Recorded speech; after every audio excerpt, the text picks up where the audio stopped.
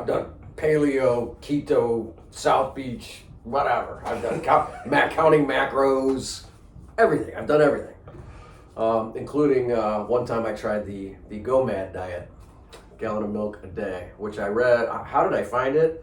I probably read it on the internet. I'm sure I read it on the internet or something like that.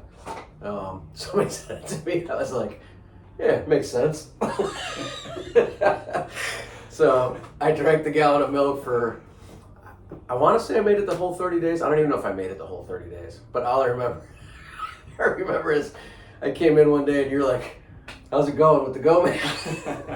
And all that really happened was my deadlift PR went up like 50 pounds and I got really huge love handles. That's pretty much all that happened. I think last time I talked to you, you're like, yeah, I think I still trying to lose the weight. I still got them. Yeah. I need to cool sculpt them or something. Did you go like 2% whole milk? What was it? Whole milk, baby. It was whole milk? Yeah, whole milk. God. Which I still drink whole milk.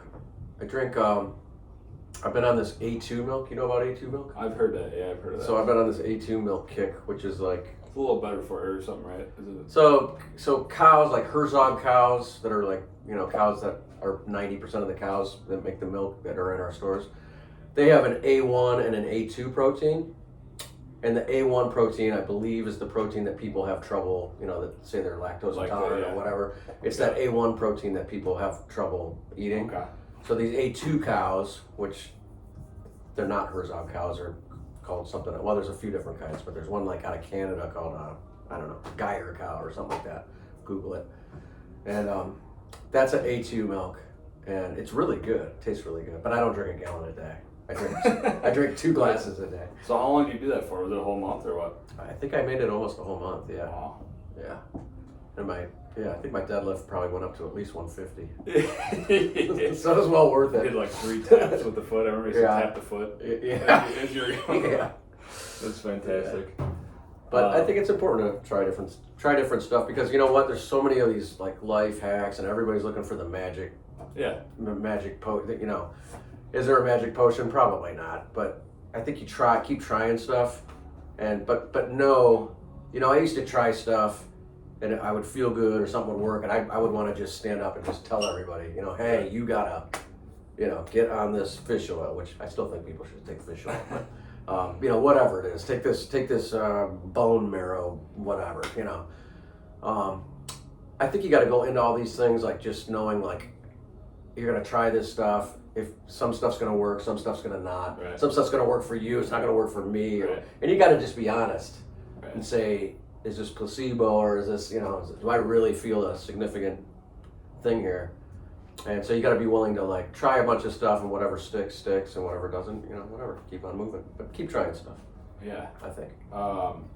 Yeah, actually, something that you always told me, Eric, that kind of stuck with me. I wrote it on my blog that one time. Is like, you're like, if you could get on the hot dog and Sour Patch Kid diet or whatever, and if you measure that out and you write it down in your journal, you're probably gonna like see some results. Basically, just because you're actually thinking about what you're doing. You know what I mean? 100%. Yeah. Yeah. Obviously, that was a little facetious, but goes back to that journaling, but it's the same kind. Yeah, it is the same kind of thing. If you're watching what you're eating, you're gonna probably do okay. So what other stuff have you tried? Like you've done the keto, paleo, did all that. Which one was the best one? You think? Was the best I thing think that the kinda most. worked for you? I think. Well, I mean, they all work to some degree. Right.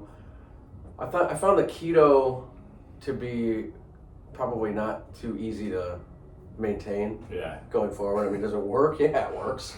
But Did you use all the keto or the? I peed on keto strips. Me. I did whatever they have. If they got a monitor, I got it.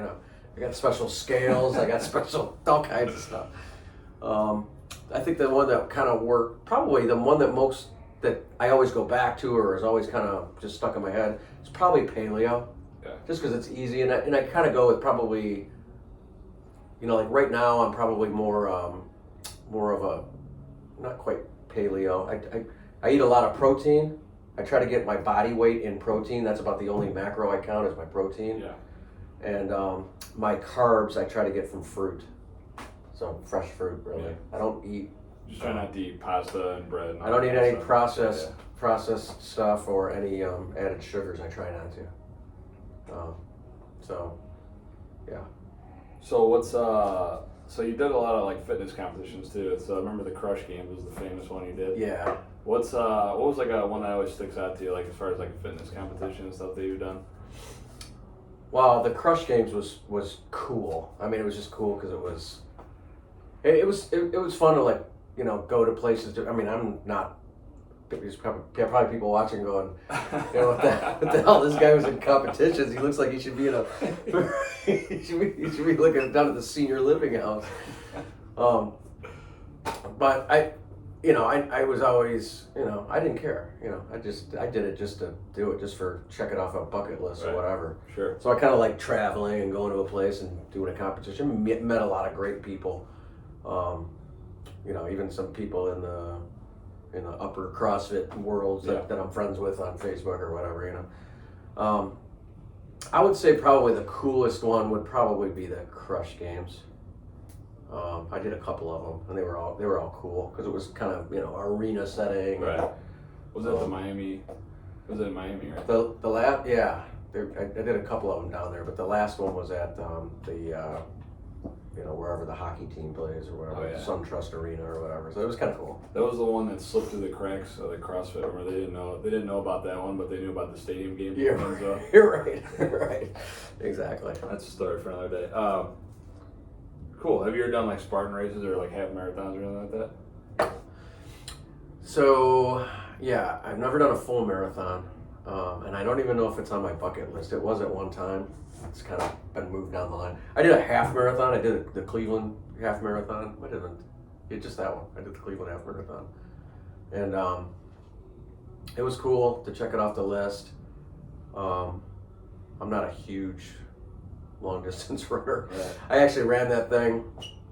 I was coming to the close to the ending, and everybody started like standing up and cheering. And I was like, oh, they must do this for every runner. This is cool. So I'm running down the finish line or whatever, and all of a sudden I realized that they were clapping because the guys from like Zimbabwe were finishing the race. At the same time I was finishing the half, they were finishing the whole marathon, and everyone was cheering for them. And so, yeah, but there was a time when I wanted to go do the Boston and the this and that and the everything, and it's not on my bucket list anymore. I thought you were going to say the guy with one leg was just behind you finishing the race. No, I was always a pretty good runner. Pretty decent runner. Yeah, you were actually. Yeah, you were. Yeah, running was not I don't know. It's not on my list. So what have you been doing for training recently? Like what's again, I go in phases, so in case I didn't mention that. So my newest phase is I've been doing the hot yoga thing. I've been kind of doing that. Well, one, you know, my better half instructs it now. Yeah. So that kind of, but I was doing that. I was doing it even before that, but so I've been doing that 3, 4, 5 times a week. And then the other thing I do is I walk my dogs every morning, which sounds silly, but not silly that I walk my dogs every morning. So I have a theory that you know, if you get a dog and you get up and you walk the dog every day, no matter what, unless it's, you know, the weather you can't or something, I think it's good for you for, you know, a lot of reasons. But one is, you know, I have 3 dogs. 2 of them I walk, and I walk them separately. So I get a good 3 miles in the morning before 7 a.m., which means I'm burning about 200 to 300 active calories before I even get in the shower in the morning. So if you're counting that, or you're watching that on your, you know, stupid Apple Watch or whatever, see, I'm at 3:57 and it's 10 a.m. Right. So I try to burn, I think I have this goal set on here for like 770, but I usually try to hit like 1,000 a day. So I'm already 300-400 in before I even, you know, leave the house. So the dog walking thing in the morning is good. Routine, burning calories, just so many reasons. And then that with the hot yoga, and then my goal has still been to do, you know, a couple days a week doing, I'll call it CrossFit, but whatever you want to call it. Yeah. Functional fitness. Yeah, I haven't been able to do that as much as I would like. Sure. I just kind of come over to Tri Point and shake things up and then leave. But that would be my goal. But it's a lot. You got to kind of pick what you want to do and just be okay with what you're doing, because you can't do everything. Right. You can't do every morning routine that you can't do every athletic program there is, or I play music on the weekends too, and I do work a full-time job. So it's like you gotta you get kind of mad at yourself if you're not doing everything, and you have to say, wait a minute, I'm doing a lot. I'm doing plenty. It's okay. I only have so many hobbies, right? Yeah. And I got so much bandwidth, and yeah. So it's you can't beat yourself up if you're not, Yeah, no. You gotta kind of find what's worked for you too at your current phase. In your current phase, it's true. Yeah, there was a time when I did not miss a CrossFit class 7 days a week for years. Yep. So, all right. So I bought the gym from you, and then you were helping me coach and doing all the thing, and then you got into your next phase, which was the Erock career. So I picked up a guitar. Yeah. And so actually I never asked you this, but so I remember. Tell me how you first started, because I kind of already know, and then how'd you get your first gig? That's what I want to know. So, I started back. I used to play back in high school. A lot of people didn't even realize that when I started playing again now. Right. But I used to play in high school, and then real life kicked in. Fast forward a few years ago. I don't even remember. I think it was like 2018. Whenever Jess Merritt graduated, Scott was having a bonfire, and someone was you were there? Yeah, I was there. Yeah, and I don't know what you're talking about. Yeah, and someone was there who had a guitar, and probably had too many cocktails to play the guitar, and I think I was going through a no drinking phase at that time. I think I did drink again after that, and then quit again. So I haven't had a drink since 2016. So anyway, so we were playing the bonfire, and I grabbed the guitar. I was like, hey, let me play that, and played, I don't know, probably the 5 songs that I still remembered that I'd been playing for years. And that kind of started stuff.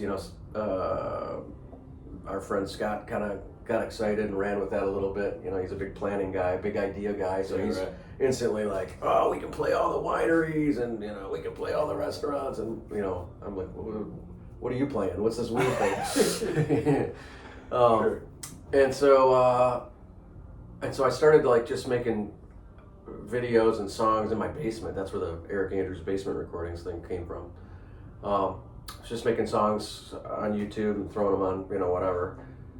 And then a couple weeks after that bonfire, Scott called me, and it was like, hey, I got you a gig. I'm like, what do you mean you got me a gig? I didn't even know 10 songs. Right. What do you mean you got me a gig? Yeah, I got you a gig. We're gonna play at the fish bar in Paynesville, on this whatever date or whatever. And I was like, oh shit, okay. And so he got me this gig, and I literally had to run out and get a PA system, and I had a guitar, but that was about it. So I had to go out and get everything, and I had to learn enough songs to play it. Luckily, nowadays you can use an iPad and all that stuff. So, right. But so I had to quickly learn enough songs to play the gig, and then we did the gig, and again, most of the people, 90% of the people that showed up were people from the gym, right? And we actually kind of packed the place, and so then they were like, oh, when can you play again? Because I brought a lot of people. And that's just kind of rolled from there. You're playing like 2 times a day on a weekend right now. I'm playing a lot. I do a couple double headers. I try not to do a lot of those, but I've been playing in the summertime. I can play 3, 4, 5 nights a week. Yeah. I keep saying every year I'm gonna do less, and then I remember you told me that. Next thing. Well, what happens is, so like this year, 2022, I was not gonna play as much as I played in 2021, and so the first thing I did is I took out a calendar and I blocked off one weekend every month. It was going to be those were going to be my days off. Well, then what would happen was people would call, and it would be either a new place, there were some cool new places to play. The Yard on 3rd was a new place that I wanted to play. And some opportunities you want. Yeah, so they'd call and be like, "Do you have any open dates?" And I'd be like, and I'd be full. Yeah.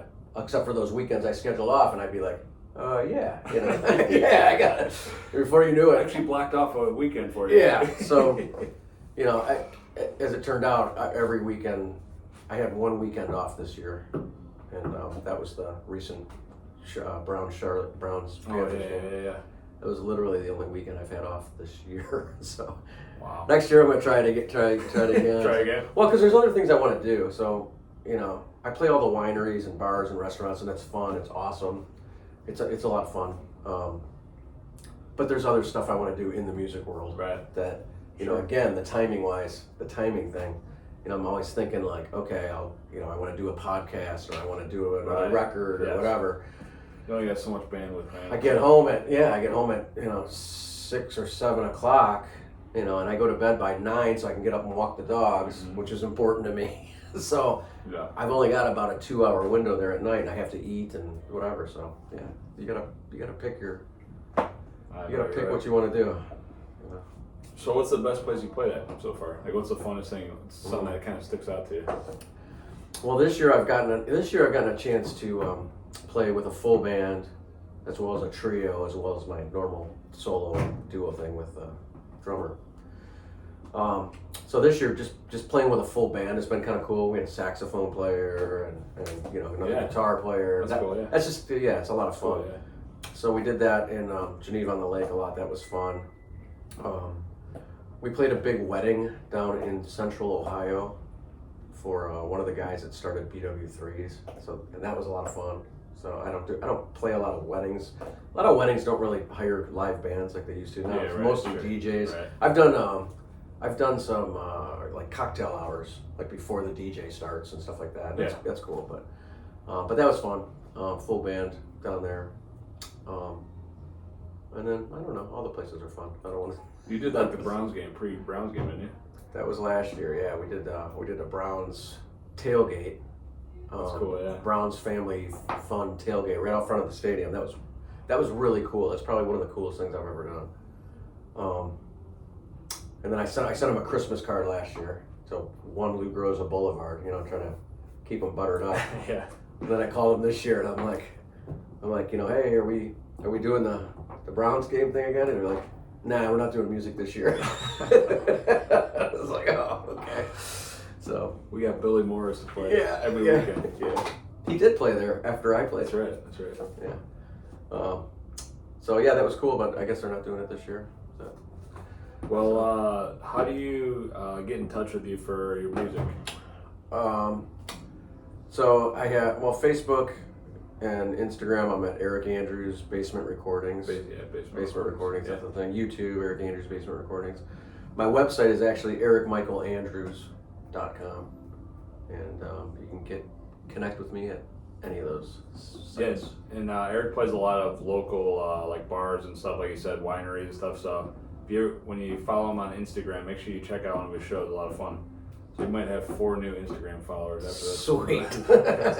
Well, we're about out of time. I really appreciate you, Eric. Eric kind of got me started with where we're going. So if you love the gym, you got to thank Eric. He got it all started, man. So yeah, it's pretty wild to know that. And you've taken it to a whole nother level, but it's pretty cool to know that we all started it. What I mean? Right. We all started something, and here we are. Fast forward 5-6 years, and now you got a couple of them, and you still got love handles from the Go Man. I still got the freaking love handles. Yeah, don't try the Go Man. It's not worth it. All right, brother. Thanks for coming on, man. All right. All right, buddy. Cool. Thanks. You a man, bro. Awesome. Good times. I'm sure people are going to be zoned in for that one. we actually get a decent amount of listen.